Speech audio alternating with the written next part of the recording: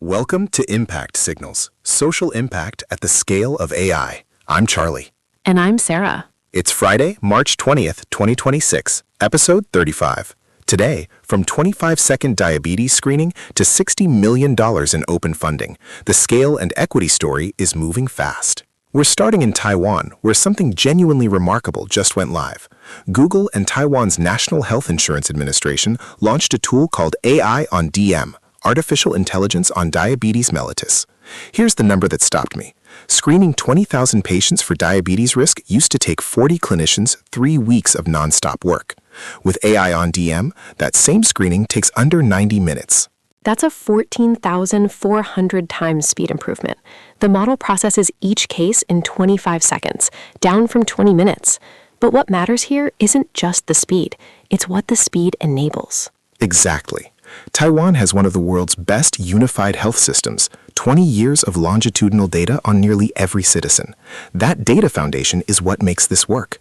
The AI model digitizes clinical risk logic, flags patterns for physician review, and this month, Taiwan's NHIA is launching a Gemini-powered health assistant inside the government app used by 10 million people. Personalized diabetes care insights in your pocket, grounded in actual clinical guidelines. For practitioners outside Taiwan, this is the blueprint. The critical ingredient isn't the AI, it's the unified health data architecture underneath it.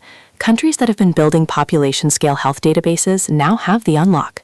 The question is whether ministries are ready to move from data collection to AI deployment. Our second story is directly actionable today.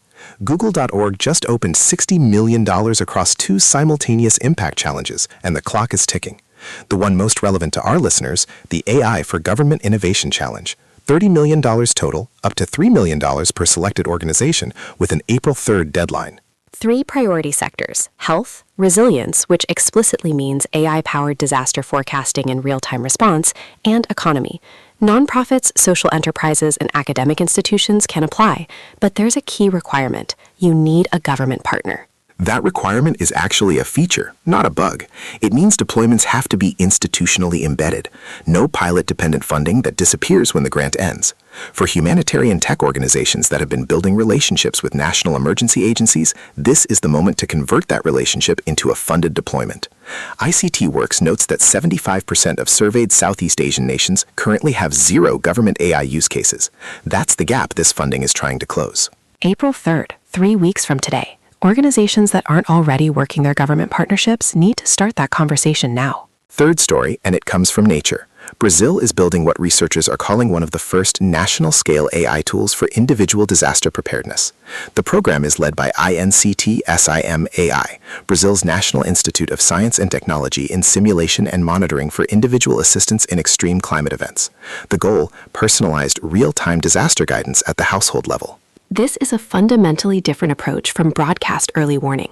Instead of a mass alert that says there will be flooding, this tool knows your address, your household's specific evacuation needs, and integrates that with your state emergency management agency's real-time data.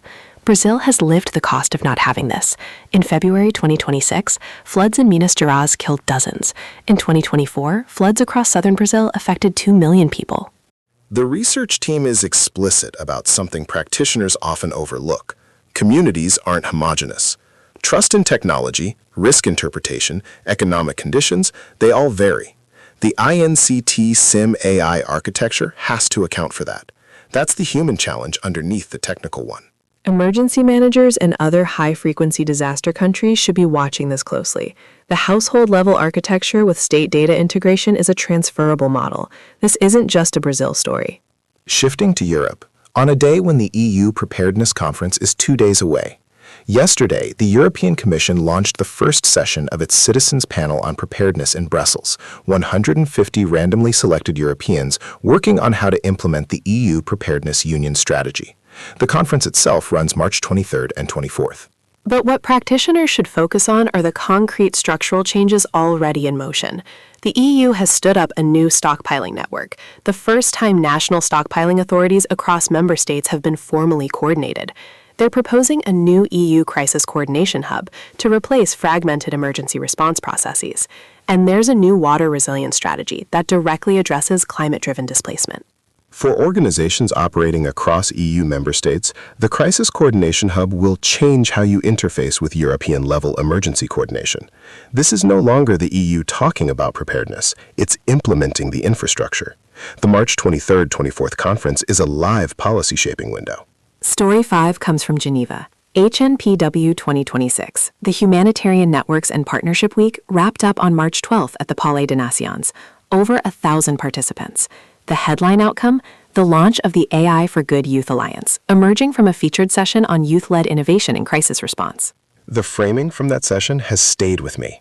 Lily Q, founder of the Peaceland Foundation, said, "In a rescue operation, a single optimized byte can be the difference between a life saved and a life lost."